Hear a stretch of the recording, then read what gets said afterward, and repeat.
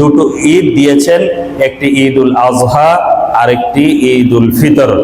দেখেন মুসলমানদের ইবাদত আল্লাহ পাক রব্বুল আলামিনের এক বিশেষ হুকুম পালন করার পরে আসে, কোনো ঐতিহাসিক ঘটনাকে কেন্দ্র করে নয়, কারো জন্ম বা মৃত্যুকে কেন্দ্র করে নয়, বরং রমজানের এক বিশাল হুকুম পালন করার পরে ঈদ উল ফিতর আসে।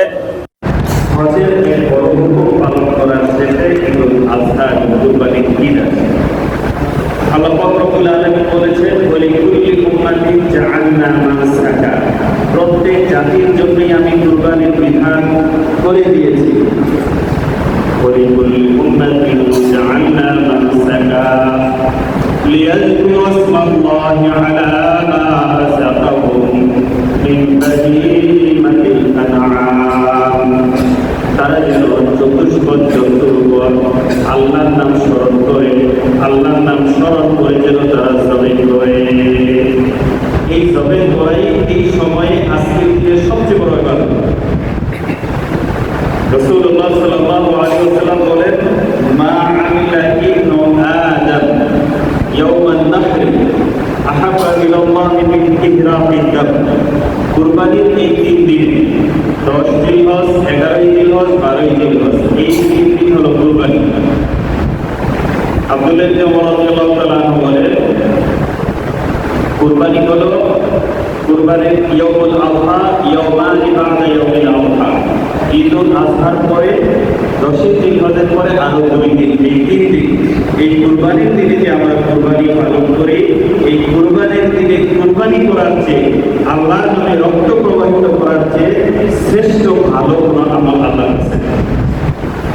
মা আমিলা ইবনু আদম মিন আমালিন ইয়াওমান নাহরি আহাব্বা ইলাল্লাহি মিন ইহরাকিদ দাম।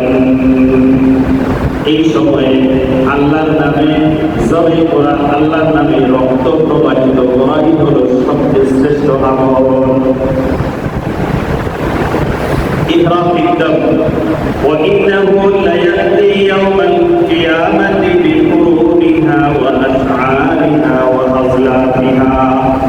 তোমাদের এই কুরবানির পশুগুলো তাদের শিং নিয়ে, তাদের পশম নিয়ে, তাদের ইহরাম বানিয়ে কাল কিয়ামতের ময়দানে তারা উঠবে।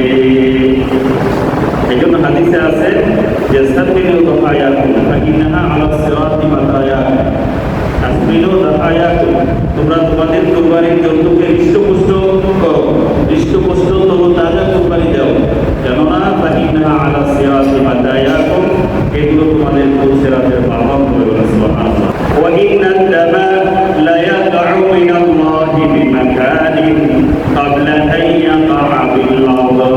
তোমরা যখন আল্লাহর নামে ইখলাসের সাথে কুরবানি করো, নিয়ত যখন তোমাদের পবিত্র হয়, পয়সা যখন হালাল হয়, এই কুরবানি আল্লাহর কাছে এমন ভাবে কবুল হয়, এই কুরবানির পশুর রক্ত মাটিতে পড়ার আগে, জমিনে পড়ার আগে, তোমরা জবাই করার সাথে সাথে আল্লাহ পাক রব্বুল আলামিনের দরবারে কবুল হয়ে যায়।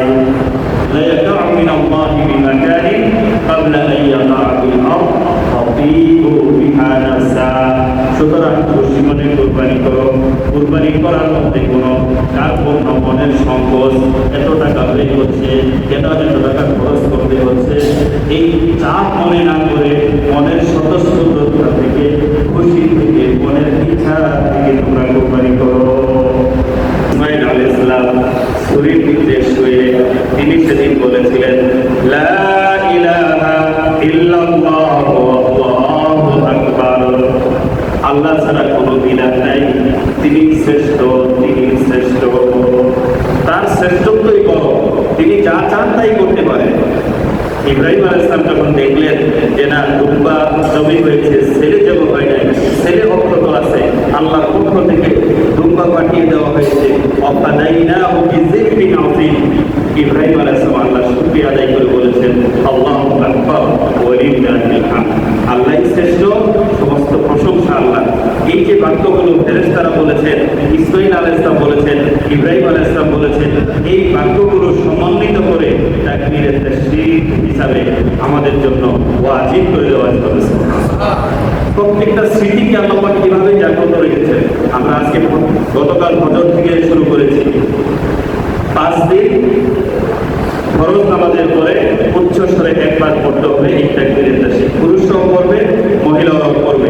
মহিলারা অনেক সময় ভুলে যায়, তাদের নামাজের জায়গা করে আছে, বাম দিকে সালাম ফেরানোর সময় যেই জায়গাটা নজর করবে এখানে যদি লিখে রাখে তাকবীর করতে হবে, তাহলে কিন্তু মনে এসে যাবে। এইভাবে মহিলারাও যেন করে ইনশাআল্লাহ। আমরা এই তাকবীরের আমল শুরু করছি তো ইনশাআল্লাহ। তাকবীরটা পড়তে থাকবো, আল্লাহু আকবার, আল্লাহু আকবার, লা ইলাহা ইল্লাল্লাহু, আল্লাহু আকবার, আল্লাহু আকবার, ওয়া লিল্লাহিল হামদ। যায়িনু আ'য়াদাকুম বিত-তাকবীর। হাদিসে আছে তাকবীরের দ্বারা তোমরা ঈদকে সৌন্দর্যমণ্ডিত করো, তোমাদের ঈদকে সাজাও। ঈদের সৌন্দর্য তাকবীর, আমরা বেশি বেশি তাকবীর করবো ইনশাআল্লাহ। ইসমাঈল আলাইহিস সালামকে জবাই করার মধ্য দিয়ে আল্লাহ রাব্বুল আলামিন কি শিক্ষা আমাদেরকে দিয়েছে? যে আমাদের প্রত্যেকেরই একটা ইসমাঈল আছে। সবার মনে কোনো না কোনো ইসমাঈল আছে, কোনো না কোনো প্রিয় জিনিস আমাদের মনের মধ্যে আছে। আল্লাহর হুকুমের সামনে ওই প্রিয় জিনিসকে ত্যাগ করার মানসিকতা, জজবা এবং ত্যাগ করার মতো ঈমান যদি আমাদের তৈরি হয়, তাহলে কুরবানি সার্থক হবে, কুরবানি হাকিকত বলা হবে। আর শুধু জবাই করে পশু জবাই করলাম, গোশত খেলাম, তাহলে কুরবানি হবে না। আমরা অনেকে অনেক বদ অভ্যাসের মধ্যে আছি, আল্লাহর হুকুমগুলো নিয়মিত পালন করি না। যদি এক একটা কুরবানিতে এক একটা বদ অভ্যাসকে ছেড়ে দেই, আল্লাহর হুকুমগুলোকে আমরা মজবুতভাবে ধরি, তাহলে কুরবানি সার্থক হবে। কুরবানি আসলে দেখবেন সুশীলরা মাঠে নেমে তারা এত পশু জবাই হচ্ছে, এত প্রাণী নিধন হচ্ছে, নিরীহ প্রাণীর প্রতি মানে তাদের মায়া ভালোবাসার শেষ নেই। দেখেন কুরবানির শিক্ষাটাই আসবে না, আমাদের লজিকের চিন্তায় আল্লাহর হুকুমের জন্য আমরা করে যাব, এটাই কুরবানির শিক্ষা। তারা বলে যে কুরবানি না করলে যদি এত টাকা গরিবদের দেওয়া হয়, তাহলে গরিবদের কত উপকার হবে। বলেন কুরবানির মধ্যে কি গরিবদের উপকার হচ্ছে না? কুরবানির পয়সাটা খরচ করে কে? ধনীরা। পায় কারা? গরিবরা। কারণ একটা গরিব মানুষ কষ্ট করে একটা দুইটা গরু পালে, এই যে গরু লালন পালন করে বড় করে সারা বছর গরু পালন করে সে বিক্রি করে, এর মাধ্যমে সে অন্য একটা কিছু করে। এখন তারে কি আপনি ফকির বানাবেন, ভিক্ষাবৃত্তি শেখাবেন? কুরবানি না থাকলে মানুষ কি সেই পরিমাণ অর্থ দান করবে? এই কুরবানির দ্বারা শুধু একটা গরিব মানুষ পশু লালন পালন করছে না, এটার দ্বারা আমাদের সমাজের যে রাষ্ট্রের মাংসের চাহিদা, এটা নিবারণ হচ্ছে। এই পশুর সাথে সংশ্লিষ্ট আরো কত ধরনের মানুষ এখানে জড়িত। একটা অর্থনৈতিক প্রবাহ, অর্থনৈতিক একটা সঞ্চালনা পুরা সমাজের মধ্যে প্রবাহিত হয় এই কুরবানির মাধ্যমে। শুধু গরিবদেরকে দান করে দিলে সেটা কিন্তু হতো না। তারা এই কুরবানি আসলে এত পশুপ্রেমী হয়ে যায়, গরিবদের জন্য এত দরদি হয়ে যায়, এদের খোঁজ নেন, এরা রমজানে কিন্তু জাকাত দেয় নাই। এদের খোঁজ নেন, এরা কিন্তু রমজানে মানুষকে ইফতারি খাওয়ায় নেই। ইসলামের অন্য কোনো হুকুম পালন করে না। ইসলামের কোনো হুকুম যখন মানুষ পালন করে, সেখানে তাদের মানে যত অভিযান, সেটা থেকে কিভাবে মানুষকে দূরে করা যায়। মানুষ কারণ নামাজ রোজার দিক থেকে মানুষ অনেক পিছিয়ে গেছে, কুরবানিটা ঠিক মতো পালন করে, হজ ওমরা মানুষ করে, এটাও যেন না করে, এটার প্রতি এক শ্রেণীর মানুষের বিরাট বড় অ্যালার্জি। অথচ এই কুরবানির শিক্ষাই হলো তোমার বিবেক, তোমার বুদ্ধি, তোমার মন মেজাজ, সেগুলো তোমার বিবেকে না চাক, কিন্তু আল্লাহ পাক রব্বুল আলামিন যখন হুকুম করেছে তোমার চিন্তা বিবেক বুদ্ধির বাইরে তুমি হুকুম পালন করো, এর বরকত, এর প্রতিদান দেওয়ার মালিক আল্লাহ। এত পশু কুরবানি হয়, তারপরেও বলেন পশুর অভাব হয়? কিন্তু কুকুর, তারপরে হারাম প্রাণী শূকর, এগুলো তো অনেকগুলো বাচ্চা দেয়, সমাজে কই এগুলো পাওয়া যায়? এই যে বরকত, বরকত এমন একটা জিনিস, এটা আল্লাহ পাক রব্বুল আলামিন দেন। তাছাড়াও কুরবানি করার আগে কিন্তু গোশতের চাহিদা একটু কমে, কুরবানির পরেও একটু কমে। এভারেজে যে সময়টায় কুরবানি জবে হয়, এই কুরবানির জবের দ্বারা পশু যে বিরাট বড় নিধন হয়ে যাচ্ছে, আর দেশের একেবারে একসাথে অনেকগুলো পশু জবে করে সমাজের বিরাট ক্ষতি হয়ে যাচ্ছে, যারা বলে এটা বিরাট মারাত্মক একটা ভুল, এবং মুসলমানদের এই আমল থেকে দূরে সরানোর একটা পশ্চিমা ষড়যন্ত্র। সুতরাং আমরা ফাতিহু বিহা নাফসা, মনের খুশি থেকে, মনের স্বতঃস্ফূর্ততা থেকে কুরবানি করব। এখন বিবেক, বুদ্ধি, লজিক চিন্তা এখানে আসল বিষয় না। আল্লাহর হুকুম পালন করে এরকম আনুগত্য প্রকাশ করা, যেরকম আনুগত্য ইব্রাহিম ও ইসমাইল আলাইহিস সালাম আল্লাহর সামনে দেখিয়েছেন। তারা যুক্তি পেশ করেন নাই আল্লাহর কাছে, ইয়া আল্লাহ, আমি তো 100 উট কুরবানি করলাম, আবারও 100 উট কুরবানি করলাম, বললে আপনি 1000 উট কুরবানি করব, কিন্তু শিশু এই বাচ্চাকে কেন কুরবানি করতে হবে, এমন কোন প্রশ্ন তিনি করেন নাই। আল্লাহু আকবার, আল্লাহ শ্রেষ্ঠ, তিনি ভালো বোঝেন এর মধ্যে কি হিকমত আছে। তিনি জবে করা শুরু করে দিয়েছেন। একজন গোলাম, একজন আনুগত্যশীল বান্দার এটাই কাজ, যে আল্লাহর হুকুম পালন করা। এখানে যুক্তি বুদ্ধি তালাশ করা নয়। এই জন্য আমরা যদি এই যারা এই কুরবানির বিরুদ্ধে পড়ে, তারা আমাদের দেশে এই সিগারেটে, টোবাকোর মধ্যে, তামাকে কি পরিমাণ অর্থ দেশে খরচ হয়, কি পরিমাণ মদে খরচ হয়, কি পরিমাণ খেলাধুলায় অপচয় হয়, কি পরিমাণ রাষ্ট্রীয় দুর্নীতি হয়, সেখানে কিন্তু তাদের বক্তব্য নাই, কথা নেই। শুধু কুরবানি আসলে তাদের মাথা খারাপ। আমরা যারা এই কুরবানি করতেছি, আজকে পশু কুরবানি নয়, বরং নিজের পশুত্বটাকে আসেন কুরবানি করে। একটা বদ অভ্যাস ছাড়ি। যারা স্মোকিং করে, সিগারেট খাওয়ার অভ্যাস আছে, আসেন এটা চিন্তা করি, আমরা আজকে থেকে এই পশু কুরবানির সাথে আমার এই খারাপ অভ্যাসটাকে আমি ছেড়ে দিই। কারণ ইসমাইল আলাইহিস সালাম, ইব্রাহিম আলাইহিস সালাম আল্লাহর এত বড় হুকুম পালন করতে পেরেছেন, একটা নেশার মতো সামান্য জিনিস, এটার সাথে যুদ্ধ করে কি আমি পারবো না? জেহাদুল আকবরি জিদ্দুল হাওয়া, সবচেয়ে বড় জেহাদ হলো নিজের খাহেসাতের বিরুদ্ধে, নিজের মনের বিরুদ্ধে জেহাদ করা। তো আমরা আমাদের মনের বিরুদ্ধে জেহাদ করে একটা বদ অভ্যাস আসেন ছেড়ে দেই, একটা ভালো অভ্যাস এই ঈদের মধ্যে আমরা ধারণ করি। বদ অভ্যাস কি? আমরা বদ অভ্যাস ছেড়ে দেই। যারা স্মোকিং করে, কোন ধরনের নেশার মধ্যে লিপ্ত আছি, অথবা অন্য কোনো গোপন পাপের মধ্যে লিপ্ত আছি, একটা পাপ আমরা ছেড়ে দেই।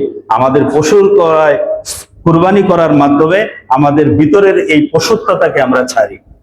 এবং আমরা নামাজ যারা ঠিক মতো পড়ি না, ঠিক মতো নামাজটাকে ধারণ করি। আল্লাহ তৌফিক দান করে বলেন আমিন। কুরবানির জন্তু অবশ্যই সেগুলো গৃহপালিত হতে হবে।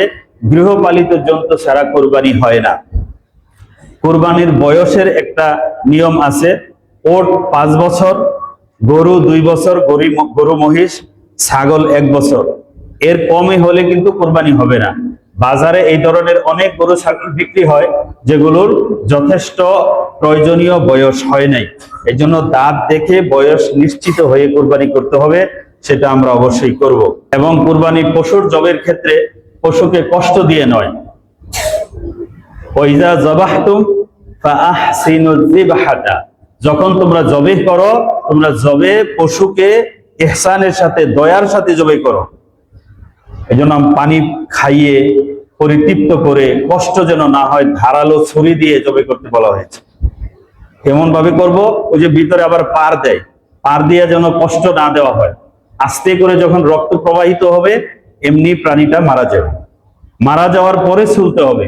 এর আগে ছিলাছিলি শুরু করা এটা জায়েজ নাই, কষ্ট দেওয়া যাবে না। এবং আরেকটা জিনিস মনে রাখতে হবে, যারা এই পশু ধরবে, জবের মধ্যে ছুরি যারা ধরবে, প্রত্যেকেই বিসমিল্লাহি আল্লাহু আকবার বলতে হবে। যদি বিসমিল্লাহি আল্লাহু আকবার না বলা হয়, তাহলে কিন্তু পশু হালাল হবে না। বিসমিল্লাহি আল্লাহু আকবার বলবো। আরেকটা মাসালা আমাদের সমাজে প্রচলিত আছে, যে মাদ্রাসা ছাত্ররা, আলেমরা জবে করে দেয়। কে জবে করলো ওটার আমরা খবর রাখি না। জবেকারীর মজুরি বা তার উজরত এটা কিন্তু দিয়ে দিতে হবে। আপনি টাকা তাকে দিবেন, যদি সে দেওয়ার পরে না নেয়, যে না লাগবে না, নিব না, সেটা ভিন্ন কথা। কিন্তু জবে করে দিল, তাকে আপনি জিজ্ঞাসা করলেন না, জবে করে দিল, তার মনে যদি দাবি থাকে, এই দাবিটা কিন্তু আপনার কুরবানিকে ক্ষতিগ্রস্ত করবে। নিজে উপস্থিত থেকে নিজে জবে করতে করলে ভালো, অন্যদের দিয়ে জবে করলে তার মজুরি কিন্তু দিয়ে দিতে হবে। তো প্রত্যেকে বিসমিল্লাহ অবশ্যই বলবো। আর চামড়ার বিষয়টা যেহেতু নিজে ব্যবহার করতে পারলে জায়েজ আছে, কারণ জবে করলেন আপনি, মাটিতে রক্ত পড়ার আগে কুরবানি কবুল হয়ে গেছে। এইটা আল্লাহ পাক রব্বুল আলামিন, যার মধ্যে ইখলাস নাই, ইখলাসের কমতি থাকলে কারো কুরবানি যদি কবুল ইনশাআল্লাহ নাও হয়, গোশত আপনার জন্য হালাল, চামড়া আপনার জন্য হালাল। আগের দিন এমন ছিল, কুরবানির জন্তু মাঠে রেখে আসতো, সেটা আকাশ থেকে আগুন এসে খেয়ে ফেলতো, আগুন এসে জ্বালিয়ে দিত। যার পশু জ্বালিয়ে দিয়েছে সে ধন্য যে আল্লাহ পাক কবুল করে নিছেন। যারটা জ্বালিয়ে দেয় নাই পড়ে রয়েছে, সমাজে সে ছোট হয়ে যেত, লজ্জিত হয়ে যেত যে তারটা কবুল হয়নি। নবী করিম সাল্লাল্লাহু আলাইহি ওয়াসাল্লামের বরকতে আমাদেরকে এই সামাজিক লজ্জা থেকে আল্লাহ বাঁচিয়েছেন। আমাদের যদি সেরকম অবস্থা হইতো, সমাজে সে ছোট হয়ে যেত, মানুষের সাথে সামনে চিহ্নিত হয়ে যেত যে তার কি জানি সমস্যা আছে, তার কুরবানি আল্লাহ কবুল করেন নাই। আল্লাহ পাক রব্বুল আলামিন সেই অবস্থা থেকে আমাদেরকে মুক্তি দান করেছেন, এই লজ্জা থেকে। কারো কুরবানি কবুল না হলেও তার কুরবানির গোশত তার জন্য আল্লাহ পাক রব্বুল আলামিন হালাল করে দিয়েছেন। আমরা খেতে পারবো, চামড়া চাইলে ব্যবহার করতে পারবো, কিন্তু কুরবানির কোনো অংশ বিক্রি করা যাবে না, এর কোনো বিনিময় গ্রহণ করা যাবে না, বা কোনো কাজের বিনিময়ে কুরবানির গোশত পে করা যাবে না। এই জন্য কুরবানির চামড়াটা আমরা মাদ্রাসায় দিয়ে দিব, এটাই সবচেয়ে নিরাপদ। এখন চামড়ার দাম খুবই কম, বিশেষ করে বাইতুস সালাম মুসল্লিদের প্রতি এটা তো অবশ্যই দাবি করতে পারি যে আপনারা আপনাদের কুরবানির পশুর চামড়াটা এই মাদ্রাসায় গোরাবা ফান্ডে দিয়ে দিবেন ইনশাআল্লাহ। পাশাপাশি কিছু গোশতও যদি মাদ্রাসার জন্য দেন, তাহলে ছাত্র আলেমদের জন্য এটা অনেক বড় উপকার হবে। আল্লাহ পাক রব্বুল আলামিন বলেছেন, ফাকুলু মিনহা ওয়া আতঈমুল কানিআ ওয়াল মুআতাম, তোমরা নিজেরা এই গোশত খাও, ওয়া আতঈমু খাওয়াও, কানি হলো যারা হাত পেতে চায় না, ধৈর্যশীল অভাবী, মুআতার হলো অধৈর্যশীল অভাবী। এই জন্য এই আয়াত থেকে 3 ভাগের কথা বলা হয়। এক ভাগ নিজেরা খাবে, কানে যারা চাবে না, প্রতিবেশী যারা কুরবানি দিতে পারে না, আত্মসম্মান আছে, তাদেরকে খুঁজে খুঁজে দিতে বলা হয়েছে। আর মুআতার যারা এসে চাবে, গেটে এসে নক করবে, তাদেরকেও কম বেশি তোমরা দিয়ে দাও। এখন আরেকটা প্রশ্ন করে, হুজুর গরিবরা উঠে বিক্রি করে, আপনি তাকে দিয়ে দেন, দেওয়ার পরে তার জিনিসে বিক্রি করলো না কি করলো এটা তার বিষয়, এতে কুরবানির কোনো সমস্যা ক্ষতি হবে না। এজন্য আমরা মাদ্রাসায় যদি 1 কেজি হোক, 2 কেজি হোক, অল্প হোক, 5 কেজি হোক, যদি কিছুটা পাঠিয়ে দিতে পারে, এটা ছাত্রদের জন্য খাবারের জন্য আমরা দেই, এটা বিরাট উপকার হবে। মাদ্রাসার অফিসে আপনারা দিবেন, সেখান থেকে একটা টোকেন এবং রিসিপ্ট ইনশাআল্লাহ গ্রহণ করবেন। আজকের দিন আল্লাহর পক্ষ থেকে মেহমানদারির দিন। আজকে রোজা রাখা হারাম, আগামী কাল সেদেও ঈদের দিন রোজা রাখা হারাম, এর পরের দিনও রোজা রাখা হারাম। কুরবানির দিন এবং কুরবানির দিনের পরে আরো 3 দিন, এই 4 দিন আর ঈদুল ফিতরের দিন, মোট 5 দিন রোজা রাখা হারাম। এই দিনগুলো আল্লাহর পক্ষ থেকে মেহমানদারির দিন, আমরা আল্লাহর পক্ষ থেকে মেহমানদারি গ্রহণ করব, কেউ এই সময় রোজা পালন করব না। এই যে অনেকে দেখলাম মসজিদে এসে আজকে এই নামাজ পড়তেছেন। ঈদের নামাজের আগে কোনো নামাজ নেই, ঈদের নামাজের আগে কোনো নামাজ পড়তে হয় না, এটা অনেকে হয়তো জানে না। এই জন্য আল্লাহর বিধান, ইসলামকে ইসলাম মতো পালন করলে সেটার মধ্যে হলো বরকত ও খায়ের। তা আমরা ইনশাআল্লাহ নামাজ শুরু করব। নামাজের আগে নিয়মটা আরেকটু বলে দিচ্ছি। প্রথমে আমরা তাকবীর নিয়ত করব যে ঈদুল আজহা